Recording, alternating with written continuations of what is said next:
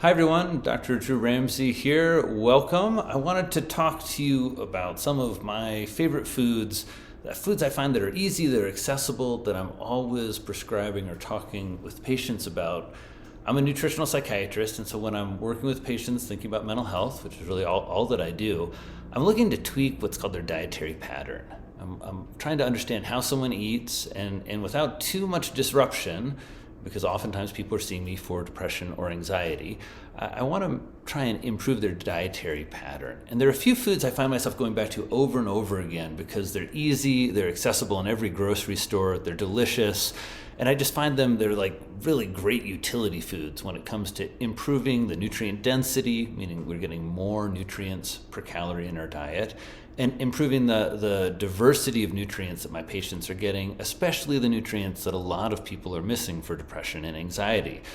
For example, things like fiber or magnesium or zinc.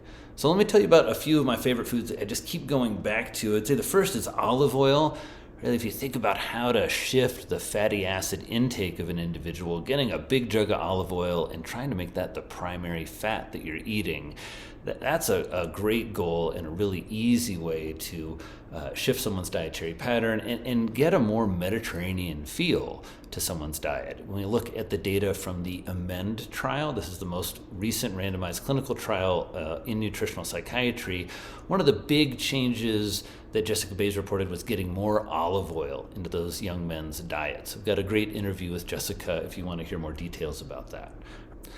Next up would be lentils. Lentils are just a really, really easy legume, lots of fiber, lots of folate. They're easier to prepare than beans. I use them in salads. I put them in omelets.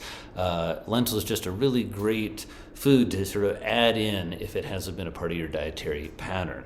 Number 3 on the list, I talk about a lot of pesto.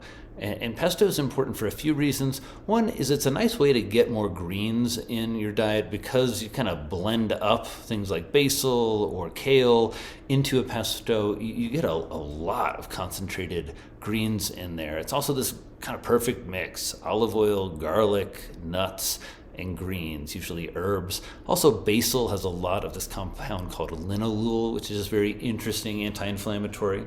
So pesto. I'm always looking for seafood. If people have seafood as part of their dietary pattern, that's great. And I'm going to want to trend that towards the fatty fish with lots of long-chain omega-3 fatty acids. So number 4, because it's available everywhere, is going to be wild salmon.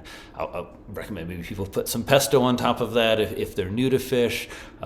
Integrate it in a variety of ways, but trying to get that kind of primary day in, day out. This is your high omega-3 fish. Salmon is the most accessible to most people. There's a great wild salmon burger in my most recent book, Eat to Beat Depression and Anxiety, that uses canned wild salmon, which is a great way to save money. You don't have to worry about freshness. It's really high quality salmon. So check that out if you're trying to add some salmon recipes to your repertoire. All right, next up is number 5, and might surprise you. These are potatoes. And there's a variety of potatoes that I love. One of the reasons I use this as an early food is people often are having a lot of carb craving when they have depression and anxiety. There's a lot of anxious snacking and emotional eating that happens as we're struggling with our mental health. And so people just go into like no carbohydrates or low carbohydrates, or I would say more of these whole food carbohydrates, right? Broccoli is mostly a carbohydrate. And so potatoes and other starches are really helpful. They still have fiber, they've got phytonutrients. Some potatoes have a lot of iodine and some vitamin C. And there's just a lot of variety, right?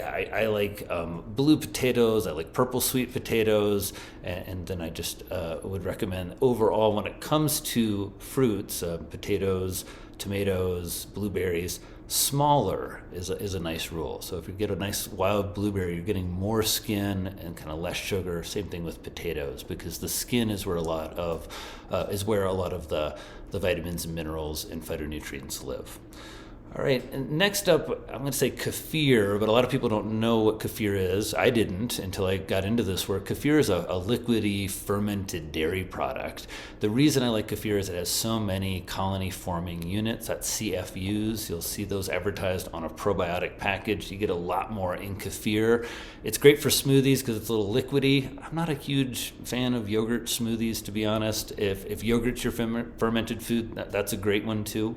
But getting that fermented food is that's kind of your go-to daily driver. Fermented food is really important. Just a nice shift that people can make in terms of increasing the diversity of their microbiome. And we'll talk more about that in other videos, but just a real central part of how we think in nutritional psychiatry about how to get your system really nourished in a way that best supports your mental health. All right, and then last up, just because it's easy, it's delicious, and it goes in so many things, would be wild blueberries, frozen wild blueberries. I do this one because they're frozen, so you're getting a really fresh, less expensive product. Two, I do the wild blueberries because they're smaller, so you're getting more skin, more of those anthocyanins. That's that blue pigment molecule that we're after, that everybody's really excited about in terms of how it influences the microbiome and influences inflammation, and we think that's how it influences mental health. So wild blueberries, I put those usually in a smoothie. Like I'll take some of that kefir, a little bit of vanilla, maybe a banana. I'm always putting nuts in my smoothies because I want some protein and some fat in there. I don't want to just get a big sugar bomb of blueberries in the morning. But that's one of the ways I'll use them. Another is if I'm helping people kind of get off of more sugary products, maybe having some wild blueberries over some plain yogurt in the evening, a little drizzle of maple syrup, right, where you can control the amount of sweetness going in, just gives a nice move. So those are some of the early foods I'm always going to with patients. They add a lot of nutrient density. They help people in some of the key food categories that we know are important in nutritional psychiatry. And I hope they inspire you to get a few of those into your dietary pattern this week. If this kind of information interests you and you want to learn more about nutritional psychiatry and mental fitness, I've got a couple of training courses, e-courses on my website under training.